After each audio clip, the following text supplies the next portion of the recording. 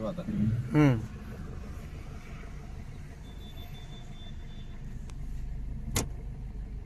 क्लचवर दाब. असं हे असं व्हायला पाहिजे. रिवर्स करायची म्हणलं आणि चढ असेल तर ह्या पद्धतीमध्ये, आणि त्याच्यात बी तुमचा पाय एक्सेलेटरला टच राहायला पाहिजे पेट्रोल CNGला, आणि डिझेल असेल तर मग ती नुसत्या क्लचवर मॅनेज करणार. मग किती हळू चालायचं हे तुमचा डावा पायच ठरवणार. फक्त आता हे बघ, हळू हळू हळू हळू डावीकडे निघायली.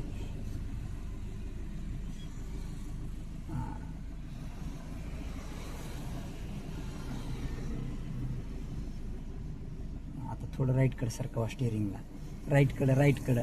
हां, येऊ दे.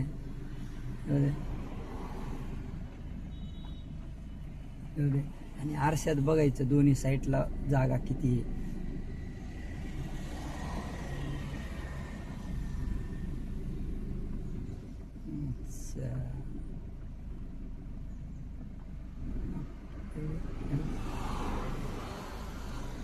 ब्रेकचं आणि रेसचं दोन्ही काम केलं, पण त्याच्यासाठी ते हलका स्पीडला पाय टच ठेवण्याचं काम. बस बस बस बस बस, इकडे जागा नाही, घ्या पुढं. आणि क्लच उताराला जास्त दाबायचा नाही, सोडू शकतो हळूहळू हळूहळू. क्लच सोडा, क्लच म्हणजे ग्रिपला राहते ती बराबर. हे असं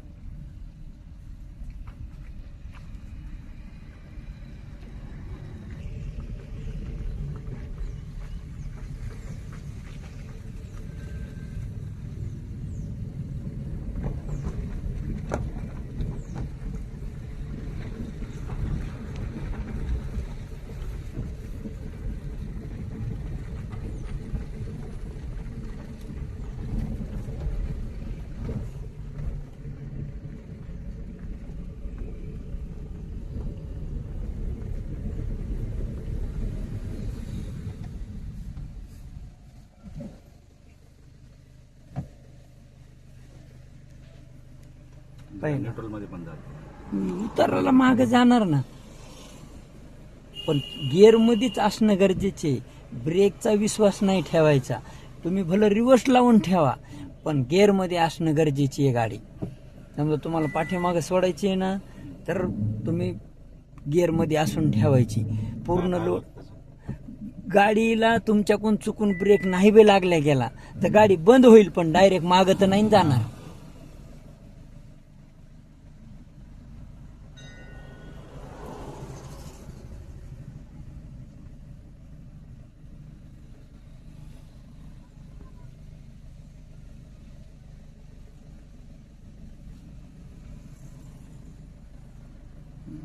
आता पुढे घ्या.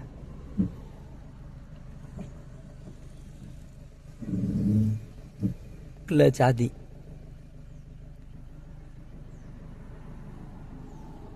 सोडा क्लचला अजून थोडा.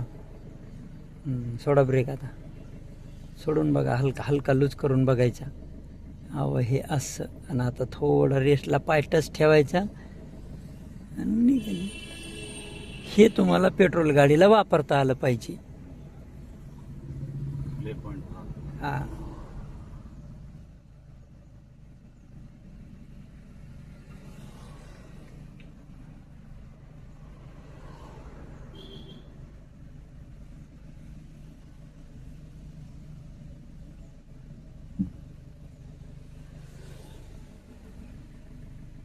ब्रेक लूज थोडा. सगळा धरून ठेवल्यावर मग बंद पडू शकते. असं या.